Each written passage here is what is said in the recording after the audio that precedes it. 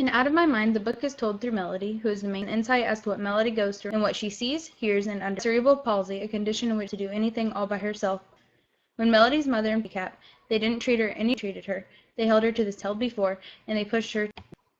When Melody was born, Mrs. V, who at a hospital, volunteered to treated Melody just like how any infant without a disability. To learn to roll over, so she laid on the floor and placed her favorite toy, so Melody would have to push herself to retrieve her beloved toy. Push herself hard enough to retrieve her made Mrs. V ecstatic. And from there she knew what Melody's wheelchair, she had random words on it that her mother tried to communicate to the best of her ability. When Melody went to Mrs. V's house one day, Mrs. V decided to make her a new word board with many more words. Melody didn't have all the words that she wanted, but she had more than what she previously had. Melody wanted a bubble over her head so she knew what she was thinking and wanted to tell them. Melody states on page 86 and 87 in chapter 5, "But sometimes that's how I feel. Like, wouldn't it be cool if I had somebody to write the words over my head so people would know what I'm thinking? I could live with that. Large floating bubbles over me, speaking for me. Would it be cool if somebody could invent a bubble talking machine before 5th grade starts in a couple of weeks? Ha!" In that passage, Melody states that she wants someone to invent a little bubble that goes over her head, that people can read and see what she is wanting to say. Melody tells us this because she wants to communicate with others because she feels as if she is trapped in her own mind.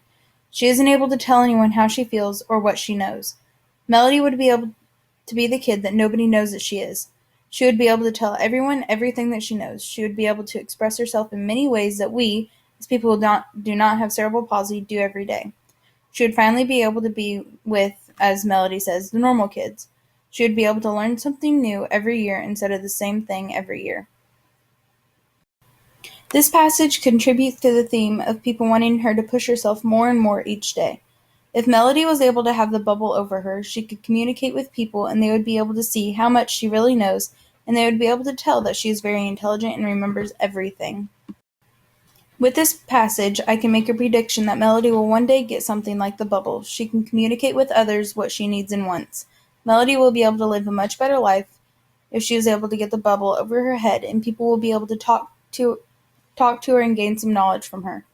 Doctors will be able to see how intelligent that Melody is, and they will all finally know what she could be capable of if she did not have cerebral palsy.